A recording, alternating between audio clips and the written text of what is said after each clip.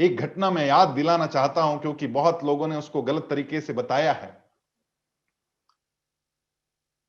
एक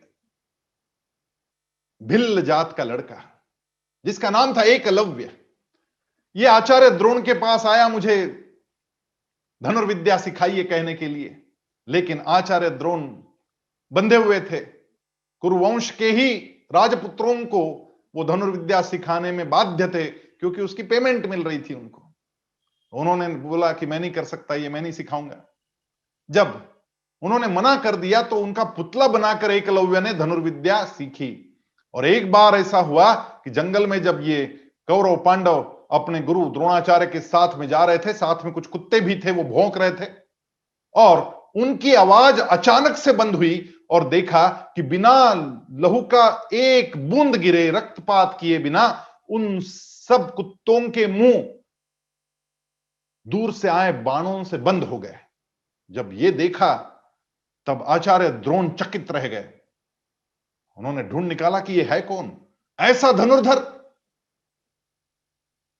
तो जाके देखा तो पता चला कि एकलव्य है और एक मिट्टी की मूर्ति बनी हुई है। और जब एकलव्य ने द्रोणाचार्य को देखा तो वो तो पैरों में गिर गया। उसने कहा, गुरुवर्य मैं आपका शिष्य हूं। मैंने कहा, आप मेरे शिष्य? मैंने कहा, आपको याद नहीं होगा, मैं आया था आपके पास, आपने मना कर दिया, लेकिन आपका पुतला बनाकर मैंने धनुर्विद्या प्राप्त की।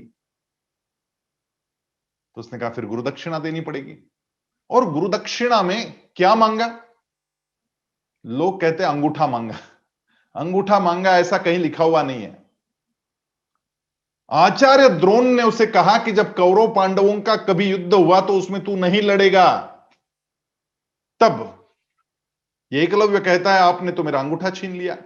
क्योंकि हर धनुर्धर बड़े युद्ध की प्रतीक्षा करते हैं कि अपना पराक्रम दिखाने के लिए युद्ध उनके लिए एक साधन बनता है, उसी से तो वो अमर बनते हैं। लेकिन उस एकलव्य को कौरव पांडवों के युद्ध में आने से मना करने से, अब ये कब कहा गया था? ये बहुत छोटे थे जब कौरव पांडव, लेकिन आचार्य द्रोण को पता था कि आगे जाके ये घटने वाला है, क्योंकि दुर्योधन का स्वभाव उन्हें बचपन में ही पता चल गया था।